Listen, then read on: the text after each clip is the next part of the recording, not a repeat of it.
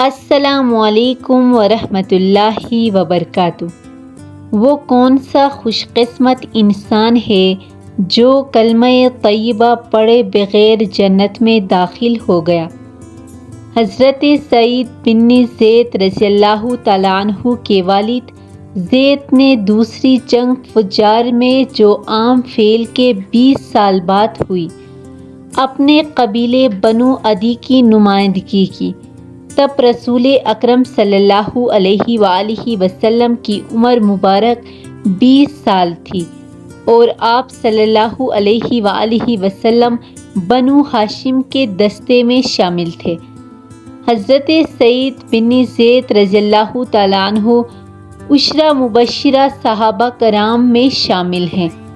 آپ صلی اللہ علیہ وآلہ وسلم کا رسول خدا صلی اللہ علیہ وآلہ وسلم کے جانثار صحابہ میں شامل ہونا ان کے والد حضرت زید کی دعا کا نتیجہ ہے۔ زید بتوں کی پوجا سے نفرت کرتے تھے۔ دین صحیح کی تلاش کرتے کرتے شام تک گئے۔ حضرت زید اللہ کے رسول صلی اللہ علیہ وآلہ وسلم کی تلاش میں سرگردان ایسے عاشق رسول تھے جو اسلام سے قبل ہی سرکار دو عالم صلی اللہ علیہ وآلہ وسلم کی بعثت کی خاطر ظلم برداشت کرتے رہے، لیکن دین ابراہیمی پر قائم رہے۔ حضرت زید ایک خوش قسمت شخصیت تھے جو کلمہ طیبہ پڑھے بغیر جنت میں داخل کر دیے گئے۔ ورقہ بن نوفل وہی ماہر انجیل تھے جنہوں نے حضور اکرم صلی اللہ علیہ وآلہ وسلم پر پہلی وحی نازل ہونے کے بعد آپ صلی اللہ علیہ وآلہ وسلم کے نبی ہونے سے متعلق نشانیوں کا تذکرہ آپ صلی اللہ علیہ وآلہ وسلم سے کیا تھا۔ ورقہ بن نوفل سے متعلق تاریخ کی کتابوں میں آتا ہے کہ آپ ام المؤمنین حضرت خدیجہ الکبریٰ رضی اللہ تعالیٰ عنہا کے رشتہ دار بھی تھے۔ حضرت زید کے ساتھ ورقہ بن نوفل بھی تھے جنہوں نے پہلے مذہب یہود اختیار کیا، پھر نصرانی بن گئے، لیکن زید کو یہود و نصارہ کا دین پسند نہ آیا۔ حضرت زید کہا کرتے تھے کہ اگر قریش کو مشرک قرار دیا جاتا ہے تو شرک کا ارتکاب کرنے میں یہود و نصارہ بھی کم نہیں۔ زید موصل پہنچے تو ایک راہب نے ان سے کہا، اے زید، تم تو دین ابراہیم کی تلاش میں ہے جو اب دنیا میں نہیں پایا جاتا۔ پوچھا ان کا دین کیا تھا؟ آپ نے بتایا، ابراہیم یکسو تھے، اللہ واحد کی عبادت کرتے تھے، کسی کو اس کا شریک ٹھہراتے نہ تو بتوں کے نام کا ذبیحہ چکھتے تھے۔ زید نے کہا، میرا دین بھی یہی ہے۔ چنانچہ وہ دین حنیف پر پختہ ہو گئے، بیت اللہ کی طرف رخ کر کے نماز پڑھتے اور صرف اللہ کے نام پر ذبح کیا ہوا کھاتے۔ سیدنا عمر رضی اللہ تعالیٰ عنہ کے والد خطاب بن نفیل زید کے چچا تھے۔ انہوں نے ان کے شدید مخالف کی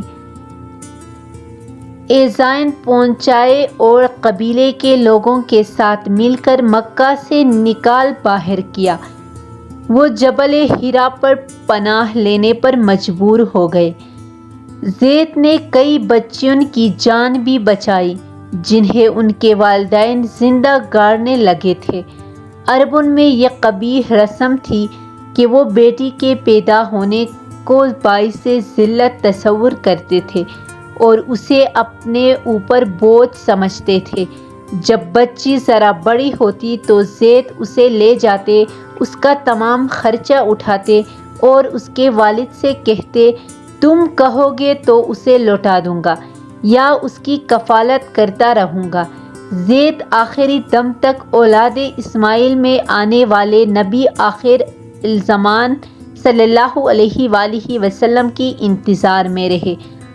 وقدی کا کہنا ہے کہ یہ زید طبی موت مرے اور جبل حرا کے دامن میں دفن ہوئے، جبکہ ہشام بن عروہ رضی اللہ تعالیٰ عنہ کی روایت کے مطابق ان حضور صلی اللہ علیہ وآلہ وسلم کی بعثت کے وقت وہ شام میں تھے اور آپ صلی اللہ علیہ وآلہ وسلم کی آمد کی خبر سن کر مکہ آ رہے تھے کہ میفا بلقان کے لوگوں نے انہیں قتل کر دیا۔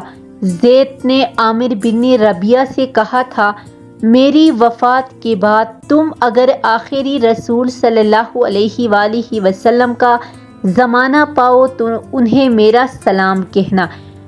جب نبی امی صلی اللہ علیہ وآلہ وسلم مبعوث ہوئے اور عامر نے اسلام قبول کیا تو آپ صلی اللہ علیہ وآلہ وسلم کو ان کی یہ وصیت سنائی۔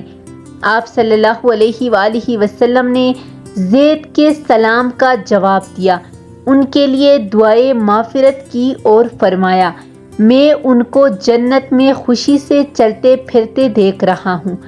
حضرت سعید بن زید اور حضرت عمر بن خطاب نے نبی کریم صلی اللہ علیہ وآلہ وسلم سے زید کے لیے دعائے مغفرت کرنے کے بارے میں استفسار کیا تو آپ صلی اللہ علیہ وآلہ وسلم نے اجازت دیتے ہوئے ارشاد فرمایا، زید روز قیامت ایک امتی کی حیثیت سے اٹھائے جائیں گے۔